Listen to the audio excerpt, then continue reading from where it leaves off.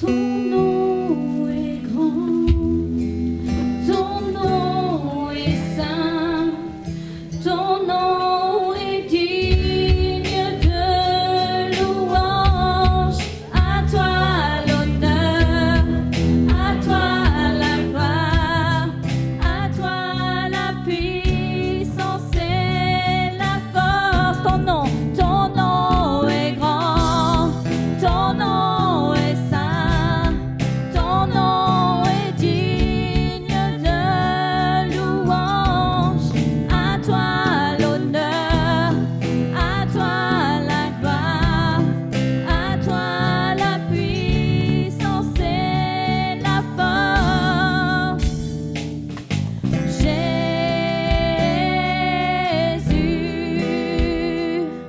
agneau de Dieu. Alléluia, Jésus, amen. Merci, merci Jésus. Alléluia.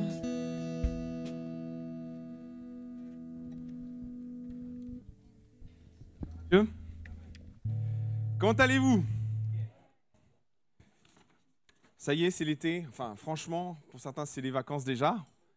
Les enfants sont contents. Il y en a qui ont passé le brevet, il y en a qui ont... je crois que la primaire, ça continue encore un peu, hein, je crois, il me semble. Hein.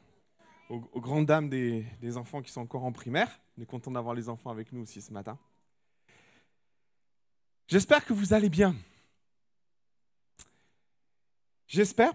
Il y a beaucoup d'entre nous certains qui ont le Covid encore, et il y a pas mal d'absents au milieu de nous. On pense à eux, peut-être ils nous regardent sur Internet, et on ne veut surtout pas les oublier. Et puis j'avais à cœur ce matin de partager une chose qui me semble tellement importante dans notre marche avec Dieu. C'est que Dieu nous change. Souvent, on reste arrêté sur l'idée de ce changement premier que Dieu entreprend dans nos vies quand nous vivons la conversion. Parce que bien souvent, c'est un changement assez énorme. Pour certains, ils passent des ténèbres à la lumière, et clairement, c'est ce qu'ils vivent. Il y a un changement radical, il y a un bouleversement profond dans les cœurs, des changements de vision, changements de beaucoup de choses. Et ça s'appelle la conversion. Vous êtes d'accord avec ça?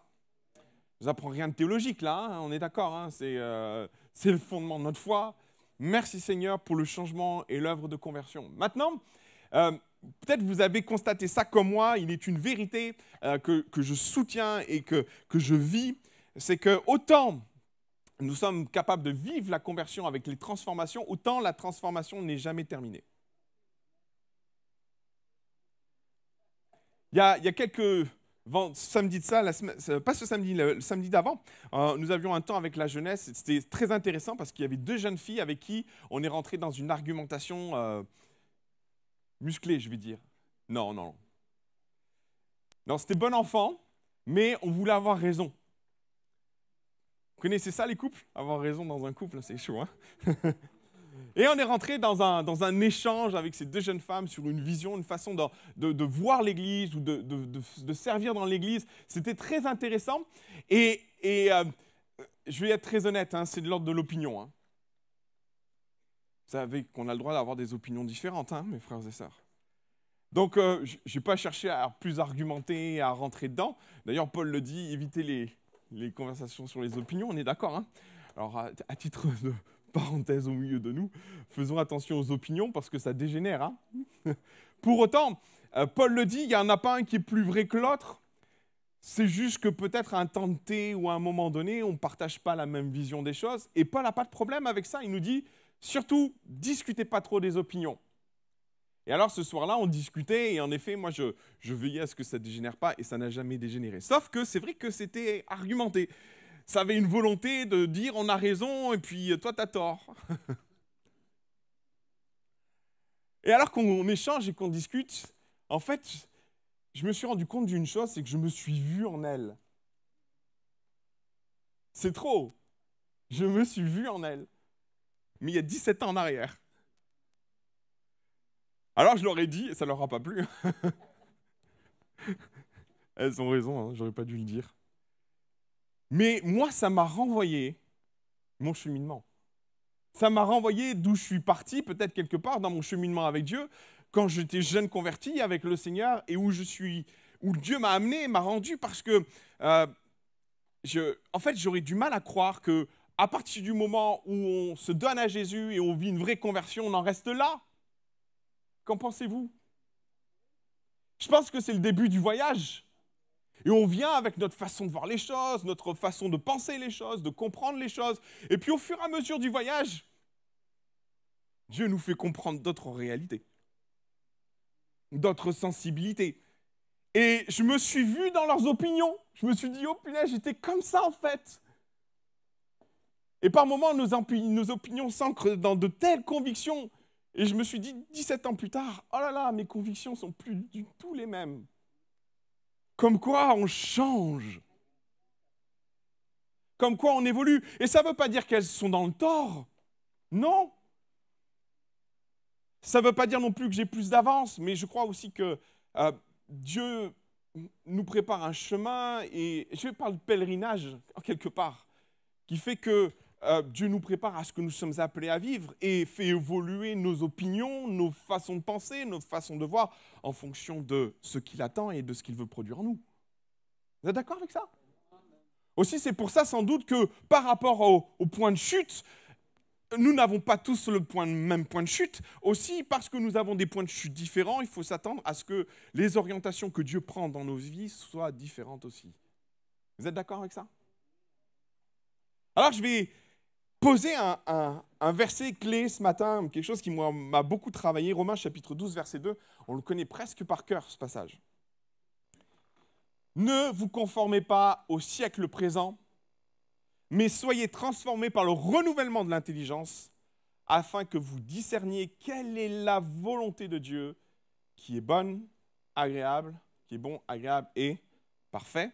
Amen. Vous savez, ce passage-là, c'est un passage qui est relativement complexe dans l'appréhension ou la compréhension qu'on peut en avoir, parce que souvent, dans une analyse un peu courte, on va sur des chemins d'interprétation un peu faciles, sauf que je me suis rendu compte qu'il était beaucoup plus subtil qu'il n'y paraît. En effet, peut-être de prime abord, on pourrait penser que Paul est en train de nous amener à... Si on peut laisser les passages, Jean-Philippe, si c'est possible. On pourrait penser que peut-être Paul nous amène à réfléchir à une forme de conservatisme. Traditionnalisme, peut-être même de l'immobilisme. Surtout quand il est dit « ne vous conformez pas au siècle présent ». Peut-être même, on pourrait penser, et je le crois, sans doute que Paul a voulu dire, c'est que le siècle présent, en fonction de vos Bibles, vous pourriez avoir « monde ». C'est une traduction. Ne vous conformez pas au monde. Souvent, les Bibles anglaises emploient le mot « monde ». Nous amenant à réfléchir sur « attention ». Le monde, dans ce qu'il représente, avec le péché, ne doit pas s'imprimer en nous, ne doit pas prendre trop de place en nous. Et dans l'idée, ne vous conformez pas au monde, qui, lui, dans le péché, vous êtes appelés à être l'Église et à être différents.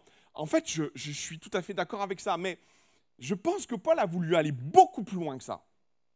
Parce que le mot qui est employé, et en fait, la seconde est très juste, elle employait le mot « siècle présent », fait non pas référence au monde, si vous avez la traduction dans l'original, ce n'est pas le monde dans le côté négatif, mais au temps, à l'ère, à la période.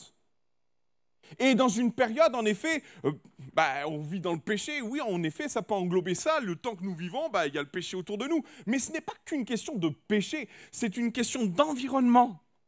C'est une question de ce qui nous enveloppe, et ce qui peut aussi avoir un impact sur notre façon de voir les choses. Je pense qu'on est tous sensibles à la période que nous avons vécue. Je reviens souvent dessus, sur la période de Covid que nous avons vécue. Moi, je me suis souvent posé la question, je ne sais pas vous, quel impact ça a eu sur moi? Vous n'avez jamais posé cette question? Parce que, qu'on le veuille ou non, il y a une espèce de traumatisme, une forme de communication qui nous a amenés à être dans la crainte. Vous savez, c'est un truc de dingue, mais il y a une augmentation des dépressions, il y a une augmentation des peurs, de l'anxiété dans cette période, tellement on a nourri. On s'est nourri de quoi pendant presque des années, et on en vit encore l'impact aujourd'hui. Maintenant, on va savoir quel impact ça a foncièrement sur nous, dans notre attitude, dans notre regard sur les autres, dans notre façon de vivre. Allons même dans l'Église. Je pose la question parce que clairement, on est dans ça. L'ère du temps, ce que nous avons vécu, quel impact il a sur nous. Et Paul nous dit, ne vous conformez pas à ce qui se passe là. Alors, sans être contre les lois et les observations que ça a pu amener, je vais être beaucoup plus subtil que ça, parce que ce n'est pas ça le problème. C'est de quelle façon tout ça nous a changé notre regard, notre façon de vivre la foi, notre façon de vivre l'Église. Je vais vous prendre un constat général de ce que cette période vit, pour nous amener à réfléchir à ce que l'Église vit. Il n'y a pas si longtemps que ça, c'était la semaine dernière, j'en ai parlé dimanche dernier, j'étais à l'Assemblée générale de l'UDAF, Union départementale des associations familiales. C'est un beau projet, l'UDAF, et qui a plusieurs répercussions dans le social, dans le travail avec les gens, et vraiment, il y a un beau travail qui se fait dans l'UDAF, et j'étais vraiment surpris, interpellé, et d'être à l'Assemblée générale, j'ai vu tout le travail qu'ils faisaient, j'ai trouvé ça magnifique. Mais il y a un constat général dans l'UDAF, qui est un regroupement d'associations. Il y a plus d'une vingtaine d'associations dans l'UDAF qui travaillent aussi dans le social. Et je prends un exemple vraiment de ce qui se passe dans le monde, parce que l'UDAF, ce n'est pas du tout chrétien, hein. Ça a juste une vocation à aider les gens.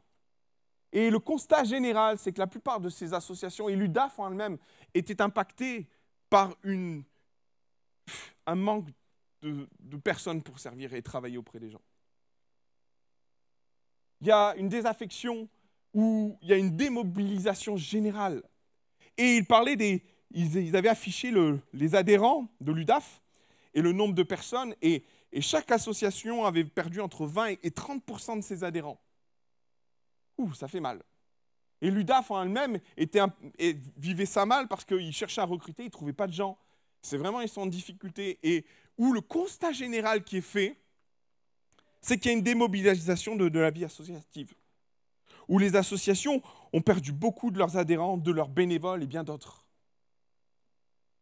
Il y a, d'une certaine façon, et sans doute c'est une conséquence du Covid que nous avons vécu, il y a un repli sur soi, peut-être un peu d'individualisme, qui met en difficulté les communautés et le travail associatif. Ça, mes frères et sœurs, c'est le siècle présent. C'est la période dans laquelle on est. Et c'est un constat général. Maintenant, je voudrais nous dire et nous bousculer un petit peu là-dedans, parce que Paul dit, ne vous conformez pas à ce qui se passe dans cette période. Ne soyez pas conformes à ça. Et il y a comme une volonté de Paul de nous dire, le monde vit ça, mais surtout, ne vous conformez pas à ça. L'Église ne peut pas vivre les mêmes tendances que le monde. C'est ça que Paul dit, en fait. Ne peut pas vivre les mêmes tendances que ce qui est en train de se passer. Oui, c'est une histoire aussi de péché, je suis d'accord avec vous, mais dans ce que Paul dit, ça va beaucoup plus loin que l'histoire d'être saint ou pas saint, ça va beaucoup plus loin. Il parle de l'ère du temps, il parle de la période dans laquelle on est et de comment celle-ci impacte l'Église, comment celle-ci la vit au centre de l'Église. Mes frères et sœurs, moi je prie déjà pour la rentrée. Et je réfléchis déjà à la rentrée. Et je réfléchis après un an au milieu de vous à ce que nous avons besoin de vivre. Et si le monde vit ça, moi je prie pour que l'Église ne vive pas qu'une verticalité. Comprenez-moi, l'Église est appelée à vivre une verticalité avec Dieu, des temps et des cultes, mais l'Église aussi est appelée à vivre une horizontalité. Moi j'ai besoin de vous, mes frères et sœurs. Je n'ai pas simplement besoin de vous pour ce que vous m'apportez, mais j'ai besoin de la communion fraternelle. Et l'ère du temps a saccagé la communion fraternelle. À un point tel que finalement, quelque part, on peut se poser la question, mais est-ce que j'en ai besoin? Soyons francs. Soyons francs. Ça nous a tous effleuré l'esprit. Pour certains, c'est venu s'imprimer dans le cœur, au point que certains nous disent, mais moi, nous, on n'a plus besoin de l'Église, pas de problème. Pour certains, ça a fleuré, comme je le dis, c'est passé très vite fait. Mais c'est en ça que je suis obligé de nous alarmer. On ne peut pas vivre ce que vit le monde, mes frères et sœurs. Ce n'est pas possible. Et Paul le dit, ne vous conformez pas au siècle présent, ne vous conformez pas à cette distance que nous avons mis dans les réseaux et dans le relationnel. Et moi, je prie pour que l'Église, et je vais travailler de tout mon cœur à la rentrée, je vais travailler de toutes mes forces pour que l'Église retrouve le goût de la communion fraternelle. Maintenant, allons plus loin. Vous voulez bien? Paul poursuit.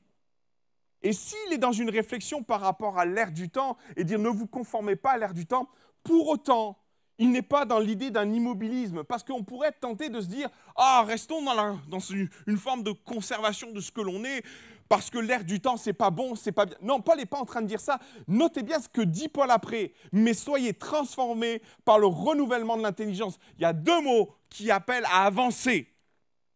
Donc, tous ceux qui pourraient éventuellement prendre ce texte pour justifier une volonté de conserver, de garder, se trompent. C'est pas ce que Paul est en train de dire. Il est dit, si vous devez avancer, ne vous inspirez pas trop de l'ère du temps. Par contre, si vous voulez avancer, si vous voulez grandir, si vous voulez c'est le mot qui est métamorpho, c'est le mot qui est employé lorsqu'il est parlé de transformer, il dit « soyez renouvelés dans l'intelligence ». Alors, il n'est pas question d'immobilisme là. Il est juste question d'aller chercher la bonne inspiration pour avancer, pour changer, pour vivre le méta de Dieu.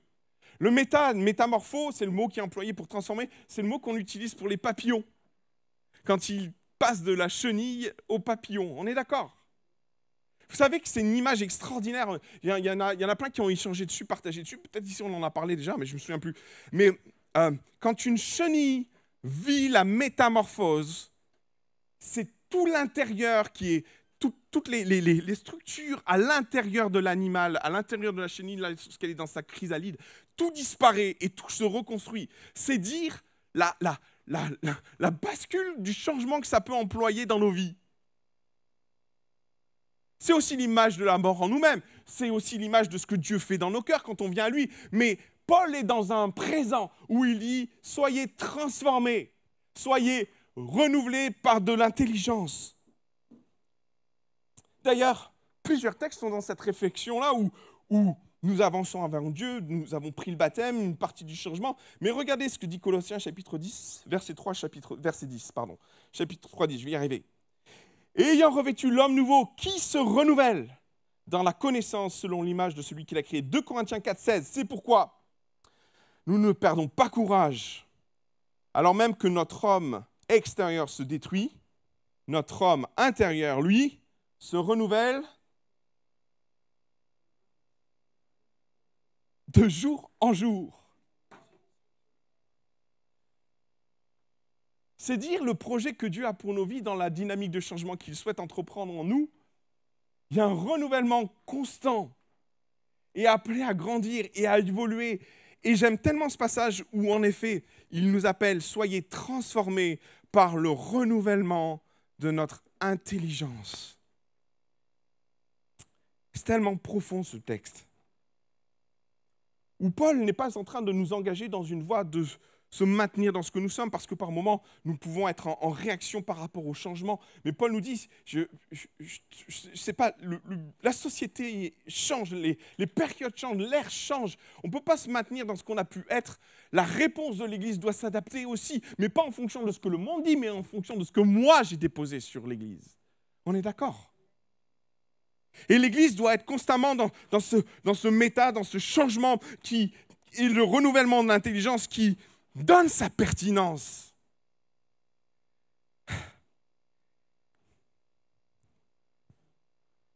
Aussi, ce n'est pas un appel à l'immobilisme spirituel et même intellectuel, parce que Paul parle pas tant de spiritualité. Vous êtes d'accord? Il parle d'intelligence. Parlons-en. Ce n'est pas non plus une demande ou même une proposition. Dans la façon de formuler qu'a Paul, c'est une injonction. Il ne nous appelle pas à l'immobilisme, il ne nous appelle pas au conservatisme, il nous appelle au méta, à nous transformer, à nous changer, à devenir peut-être un papillon. Qu'en pensez-vous? Je pense que même dans la pensée de Paul, quand il est dans une forme d'injonction, je crois que par moments, dans cette direction et dans cette idée-là, Paul nous prévient, ou Paul nous met en garde tellement les enjeux spirituels sont de taille. Par moments, il en va de notre saveur, de notre efficacité, je vais dire, de notre qualité à être pertinent, mais par moments, il en va même de notre survie.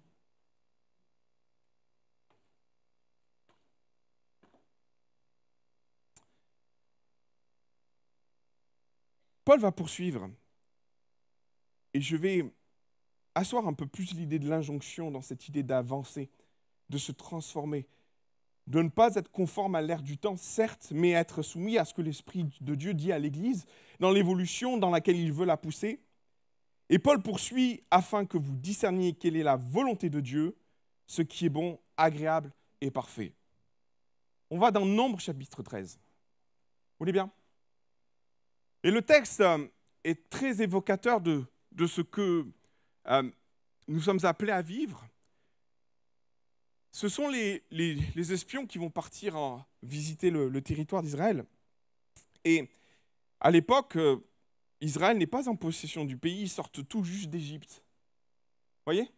L'Égypte, la mer Rouge, c'est l'image de notre baptême. On pourrait dire que spirituellement, ils ont vécu un beau baptême. Amen. Ils sont passés par la mer Rouge, ils ont vaincu le Satan, qui est l'image du péché au travers de Pharaon, ils sont libérés. Et finalement, vous savez, je suis venu à une réflexion. Le fait que Dieu les libère de l'esclavage ne les a pas rendus libres pour autant. Hein? Alors ils sortent tout frais, victorieux, ils chantent des cantiques, ils louent Dieu, ils bénissent Dieu, jusqu'au moment où ils envoient les espions dans le pays. Et lorsqu'ils sont dans le pays, les espions reviennent et il y a le fameux rapport des espions. Vous connaissez tous ce passage? Voilà le contexte. Et voilà ce qu'il nous est dit. Voici ce qu'ils racontèrent à Moïse. Nous sommes allés dans le pays où tu nous as envoyés et à la vérité, c'est un pays où coule le lait et le miel et en voici les fruits. Lionel, je peux te demander un service, est-ce que tu veux bien me rapporter la table? Moi, j'aime bien vivre les choses. Hein. Tu veux bien me la poser là, s'il te plaît? Voilà, parfait. Génial. On y va. C'est donc un pays où coule le lait et le miel. Et la facture qui va avec.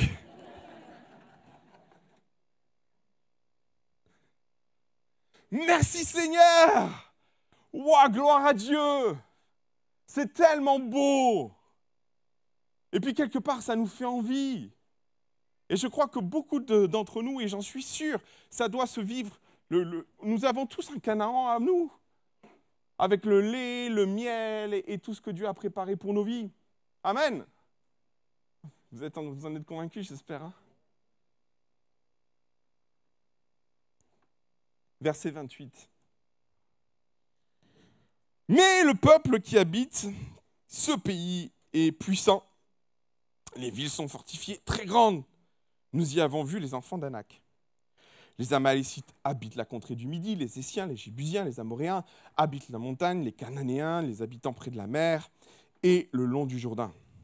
Caleb fit taire le peuple qui murmurait contre Moïse et dit « Ah, montons, emporons-nous du pays, nous y serons vainqueurs. » Mais les hommes qui étaient allés avec lui dirent « Nous ne pouvons pas monter contre ce peuple, car il est plus fort que nous. » Et ils décrirent devant les enfants d'Israël le pays qu'ils avaient exploré. Ils dirent « Oui, le pays que nous avons vu, parcouru pour l'explorer est un pays qui dévore ses habitants. Tous ceux que nous y avons vus sont des hommes de haute taille. » Verset 33, « Et nous y avons vu les géants, les enfants d'Anak. Et de la race des géants, nous étions à nos yeux et aux leurs comme des sauterelles. La suite, on la connaît.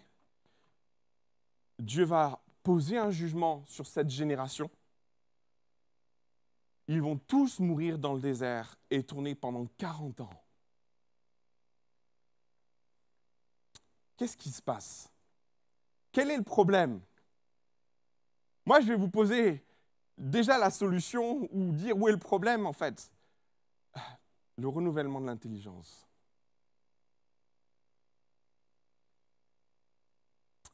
En fait, quand ils sortent d'Égypte, oui, ils sont libérés des Égyptiens, mais ils ne sont pas forcément libérés de leur posture, ou d'une façon de penser, ou d'une façon de voir les choses. Aussi, quand Dieu les envoie visiter le pays de la promesse, quoi qu'ils ont passé la mer Rouge, il faut comprendre, hein, on arrive avec des personnes et toute une génération de gens, toute une génération, mes frères et sœurs, qui ne sont pas vraiment sortis d'Égypte, en fait. Alors quand Dieu pose le projet, il dit « Ah, c'est un pays où coule le lait et le miel », en leur disant « Hé, les amis, on va y aller, vous allez voir, ça va être extraordinaire. » Qu'est-ce qu'ils font? Attends. Ça, tous les gars qui se garent, ou les dames qui se garent sur le parking comprennent, il ne faut pas y aller. Donc je prends un symbole marquant, comme ça, on va tous bien se comprendre ce matin. Ah ben, en fait...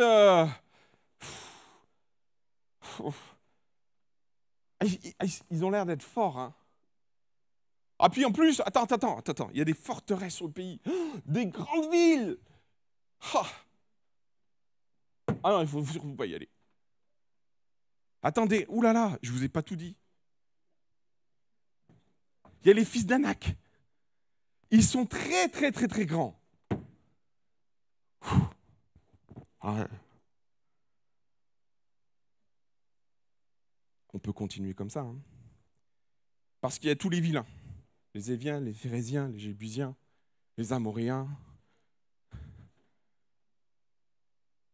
Mettons rien derrière, hein, parce qu'on a tous des vilains. Hein. Oh là là, on va pas s'en sortir. Et vous savez ce qui est terrible? C'est qu'ils n'en ont pas assez. Alors ils vont s'en mettre un tout seul. Tu peux me remettre la fin du texte, s'il te plaît?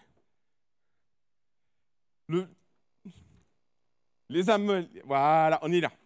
Et nous y avons vu les géants, enfants d'Anak, de la race des géants. Nous étions à nos yeux et aux leurs comme des sauterelles. Attendez. Sur les géants, vous nous voyez comment? Vous pensez que ce dialogue a eu lieu?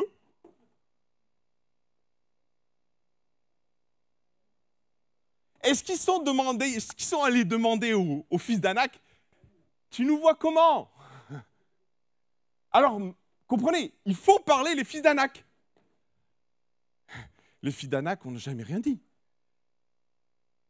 Mais eux, par contre, ils se sont créés eux-mêmes une raison de ne pas y aller. À leurs yeux, on est comme des sauterelles. Au final, ils vont murmurer, ils vont regimber, ils vont crier, ils vont se murmurer, et puis finalement, ils vont tous perdre. Et sans renouvellement d'intelligence, mon frère, ma sœur, on en arrive à ces situations-là où, quelque part, la terre promise devient inaccessible. Non pas parce que l'ennemi est là, il a vaincu l'ennemi, mais parce que le renouvellement de l'intelligence n'y est pas. Ah ouais, hein. C'est très embêtant. Parce qu'il y en va de leur survie et par moments de notre survie spirituelle. Le renouvellement de l'intelligence, mon frère, ma sœur, c'est quelque chose qui est indispensable. Combien de fois, et c'est là que moi je vais être très humble dans ce que je veux dire, parce que moi j'étais le premier à mettre les plots, mes frères et sœurs, dans tellement de domaines. Dans tellement de domaines. Et ce qu'il y a d'extraordinaire, c'est que Dieu a eu pitié de moi. Dieu a eu pitié de moi. Par moment, le Seigneur a dit, celui-là, je ne vais pas les casser, hein, mais on y va. Celui-là, je m'en occupe. Celui-là aussi. Mais par moment, c'est là qu'il y a une injonction de Dieu. Soyez renouvelés. Soyez transformés par le renouvellement de l'intelligence. Il n'y a pas un moment une posture à avoir, une attitude juste à avoir, à comprendre que par moment, nous sommes en train de passer à côté de ce que Dieu a déposé sur nos cœurs parce que nous sommes celui qui met les plots en face des promesses. Pas besoin de l'adversaire. C'est nous qui les mettons. Alors par moment, on va donner des noms, hein, vous voulez bien? Par moment, c'est notre propre incapacité, c'est notre propre peur ou notre incapacité. Quand ils disent ces habitants sont puissants, quand ils disent eux-mêmes ils sont plus forts que nous, c'est ce que nous avons lu, ils sont plus forts que nous. Il y a un problème là. Celui qui est en nous n'est-il pas plus fort que... Il y a un souci là. Je suis désolé, mon frère, ma soeur, on ne peut pas se cacher derrière la hauteur de notre adversité. Il est plus fort, celui qui est en nous. Alors si par moment l'injonction doit se traduire par une posture et une volonté de dire « Seigneur, je prends mes raisonnements et je les enlève. » Et pour être très vrai, il y a un passage qui est juste extraordinaire. 2 Corinthiens chapitre 10, on va l'afficher. Ça va rester dans les annales, ça, le pasteur qui se trimballe avec le truc. Nous renversons les raisonnements et toute hauteur qui s'élève contre la connaissance de Dieu et nous amenons toute pensée captive à l'obéissance de Christ. Amen. Et je lui laisse. Il faut être très pragmatique là. Très pragmatique. Pose ce que tu veux sur le plot. Identifie-le. Mets-lui un nom. Tu le prends. Et tu l'amènes à l'obéissance de Christ. Il n'a pas à te commander. Il n'a pas à te diriger. Il n'a pas à influencer tes décisions. Il n'a pas à faire de toi un esclave. Peut-être c'est tes peurs. Peut-être c'est tes doutes. Peut-être c'est ton histoire. Peut-être c'est ta vie. Mais fais gaffe. Ne considère pas ça comme quelque chose avec lequel tu pourras faire, parce qu'Israël a perdu 40 ans et tous sont morts dans le désert, sauf 2. Et on les apporte à l'obéissance de Christ.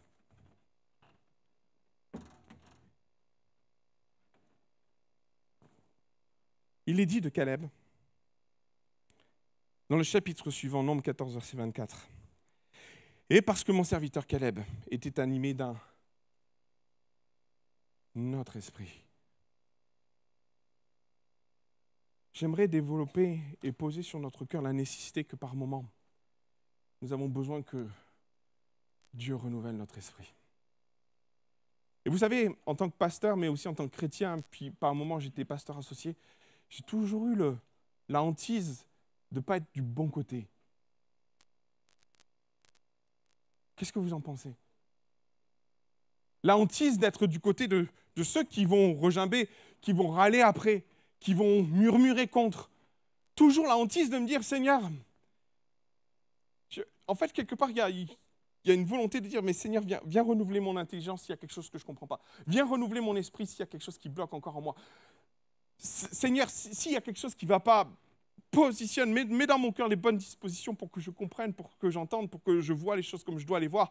Et Seigneur, si j'ai des peurs, je les amène au pied de Christ. Si j'ai des appréhensions, je les amène au pied de Christ. S'il y a des choses qui ne sont pas justifiées et qui m'amènent à prendre une posture où finalement ça m'éloigne, ça m'écarte des promesses, Seigneur, enlève-les. Si c'est le manque de foi, si c'est ma propre faiblesse, parce que par moments, face à ces géants, oh mes frères et sœurs, on vit tellement de défis spirituels.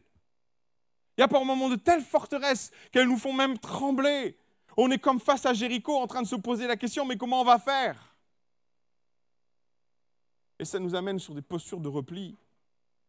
Et parce que c'est Jéricho, ils vont le dire, ces villes sont grandes, elles sont fortes, c'est des places fortes, imprenables. Ils savaient de quoi ils parlaient. Ce n'est pas non plus un déni de ce que nous sommes appelés à vivre et ce à quoi nous sommes confrontés, comprenez? Mais c'est une volonté de dire, Seigneur, tu nous as donné le pays. Alors il est à nous. Je reviens sur la question de la citoyenneté, parce que finalement c'est un fil conducteur, on est d'accord. Nous avons des droits.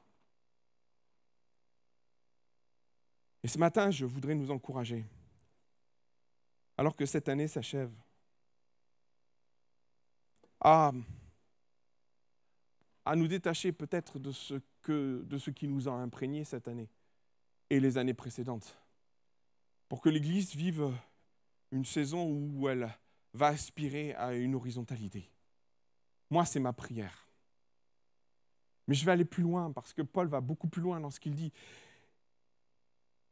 Il parle d'un renouvellement de l'intelligence. Ce n'est pas un statu quo qui doit prendre place en nous, mais si nous devons avancer, ne soyons pas inspirés de ce que ce monde vit, c'est une catastrophe.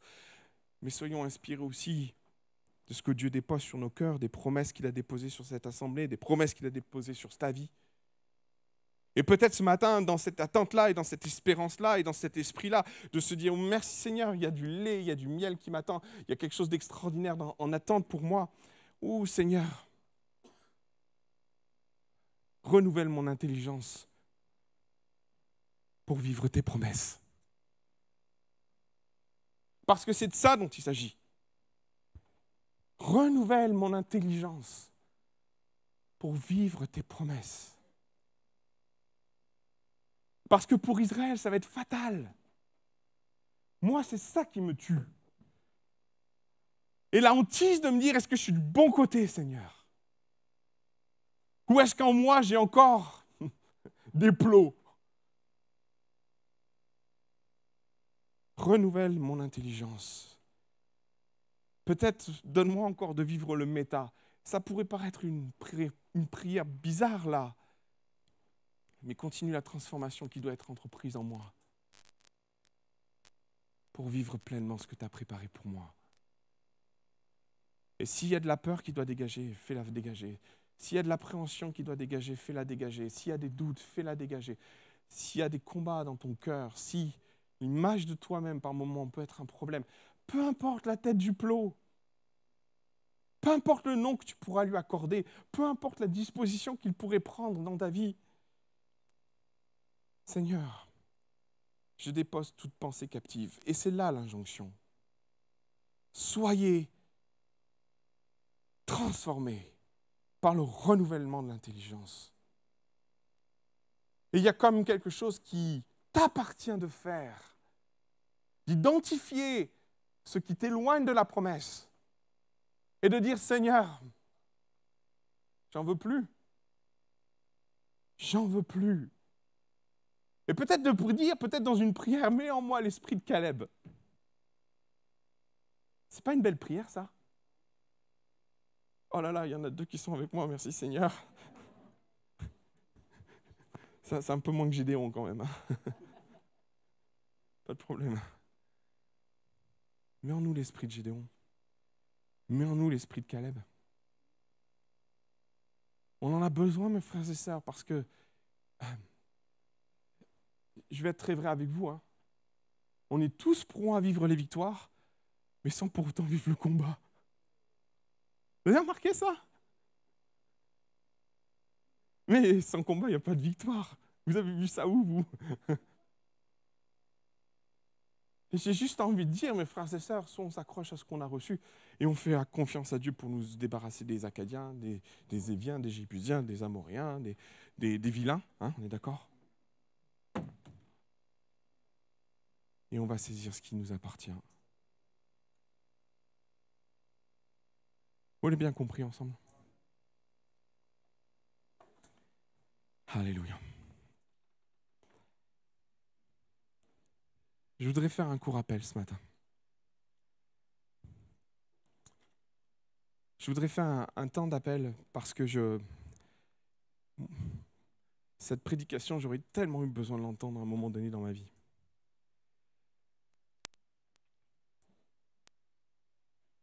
Et ce matin, tu sens que dans ton cœur, il y a des freins, tu sens que dans ton cœur, il y a des éléments qui, les plots, tu les vois tellement.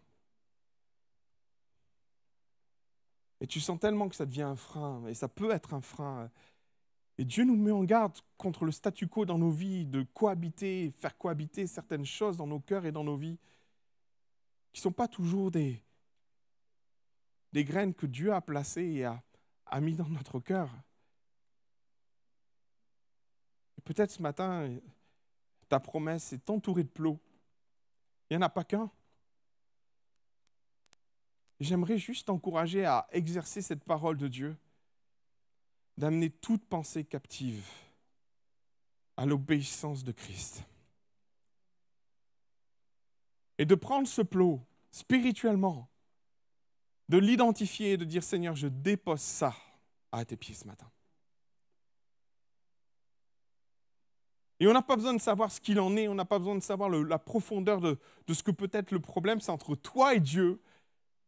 D'ailleurs, tu les amènes à Christ et Christ s'en charge. Ce matin, j'aimerais juste t'encourager à vivre ce texte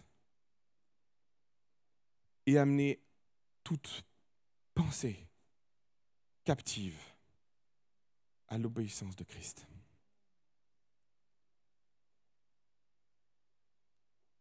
Et alors que nous avons les têtes baissées, je voudrais juste encourager et avoir le courage de dire ce matin, j'amène toutes mes pensées captives à l'obéissance de Christ.